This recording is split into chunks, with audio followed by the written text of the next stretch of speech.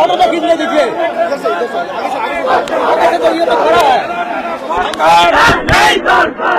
মেলার সরকার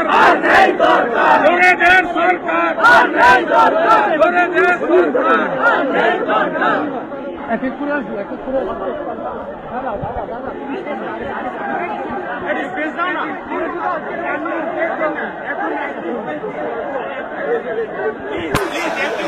আমরা দেখতে পাচ্ছি রাজ্যের বিরোধী দলনেতা শুভেন্দু অধিকারী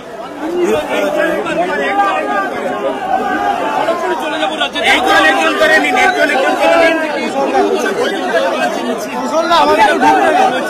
বার্তা কি थोड़ा सा उधर हो जाता है लाइव अच्छा थोड़ा सा और पीछे जाइए पीछे नहीं तो फिर हाथ डालो किसी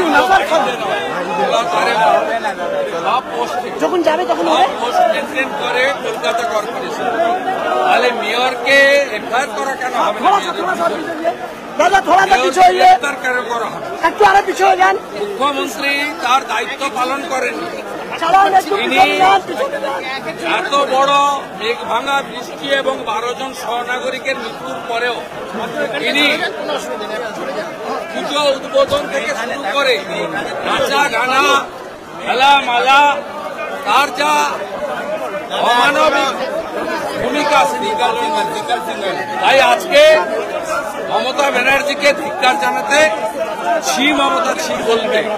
কলকাতাতে হাজার হাজার কলকাতার নাগরিকরাই নেমেছে, বাইরের কেউ না, সব কলকাতা।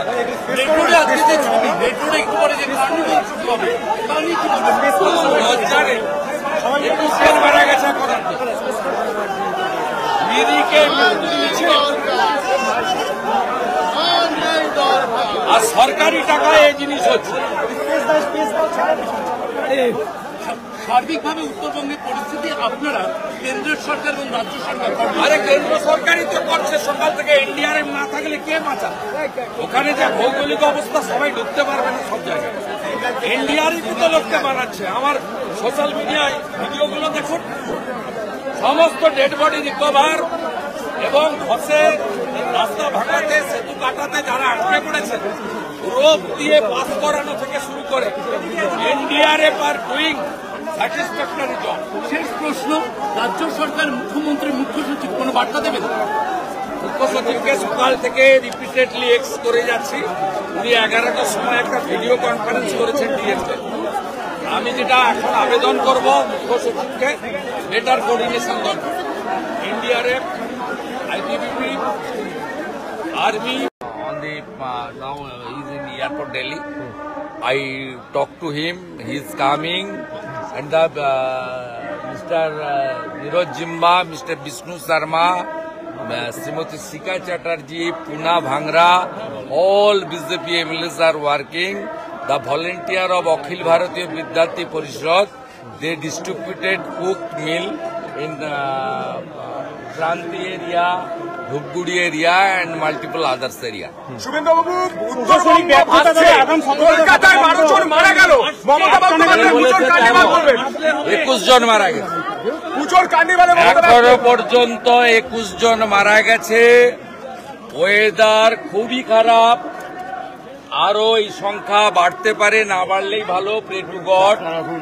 কিন্তু হিউজ ডিজাস্টার। এখন ওই এলাকার যে ডেমোগ্রাফি এবং যেভাবে ধস নেমেছে, ফিজিক্যালি সকলের গিয়ে মুভমেন্ট করা সম্ভব নয়। আইসোলেটেড হয়ে গেছে, ডিজাস্টার হয়েছে। ওখানে যেটা কাজ করছে সকাল থেকে আর্লি মর্নিং, সেটা হচ্ছে আইটিপিপি জওয়ানরা এবং এনডিআরএফ মূলত বহু মানুষের প্রাণ বাঁচাচ্ছেন। আমি আর্জ করেছি চিফ সেক্রেটারিকে। চিফ সেক্রেটারি একটা ভিসি 11টার সময় সকালে করেছেন নর্থ বেঙ্গলের ডিএমদের নিয়ে, কিন্তু গ্রাউন্ডে স্টেট গভর্নমেন্টের কোনো রোল নেই। পুরো স্টেট গভর্নমেন্টটা রেড রোডে বিজি। আমি অনুরোধ করেছি, দেখুন এখন তো অ্যালিগেশন, পাল্টা অ্যালিগেশনের সময় নয়।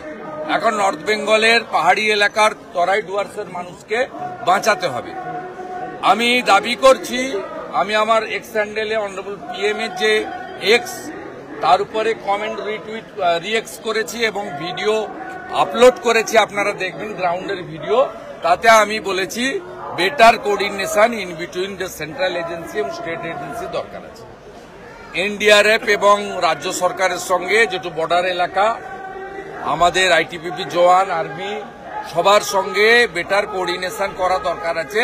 এটা পলিটিক্যাল লোকরা পারবে না, এটা ব্যুরোক্রেসির করা দরকার আছে এবং ডিএম এবং চিফ সেক্রেটারি এরা লিড করা উচিত এবং যারা আছেন তাদের বলা উচিত সেন্ট্রাল গভর্নমেন্টের আর কি অ্যাসিস্ট্যান্ট দরকার, আরো কটা এনডিআরএফ এর টিম দরকার। সেন্ট্রাল তো কুইক আর্লি মর্নিং থেকে 5টা এনডিআরএফ টিম দিয়ে দিয়েছে বলে thousands of people already save their life. Mamata Bandyopadhyay কিসে অগ্রাধিকার দিচ্ছে? উৎসবে না মানুষ মরছে সেখানে মানুষ বিপর্যয় অগ্রাধিকার দিচ্ছে? অগ্রাধিকার উনি যে সংবেদনশীল মুখ্যমন্ত্রী নন, এটা কলকাতার ডিজাস্টারের ক্ষেত্রে প্রমাণ হয়েছে। আজকে আমাদেরকে 12 জনের জন্য রাস্তায় কেন মিছিল করতে হচ্ছে? এখনো পুজোর মুঠ কাটেনি। কালকে আমাদের কোজাগরি লক্ষ্মী পুজো, বাঙালিদের বাড়িতে পুজো কালকে, প্রত্যেকের বাড়িতে, আমার বাড়িতেও পুজো হয়, প্রত্যেকের বাড়িতে পুজো হয়, তার প্রিপারেশন থাকে। আজকে আমরা কেন রাস্তায় নেমেছি? এই মুখ্যমন্ত্রী অমানবিক, অসংবেদনশীল এবং এই মুখ্যমন্ত্রী তার দায়িত্ব সম্পর্কে সচেতন নন। তার প্রায়োরিটি হচ্ছে খেলা, মেলা, উৎসব, আনন্দ, ভাষণ, বক্তৃতা, নাচ, গান, নচিকেতা, ইন্দ্রনীল, এই ইত্যাদি। মানুষ তো ভোট দিয়েছিল।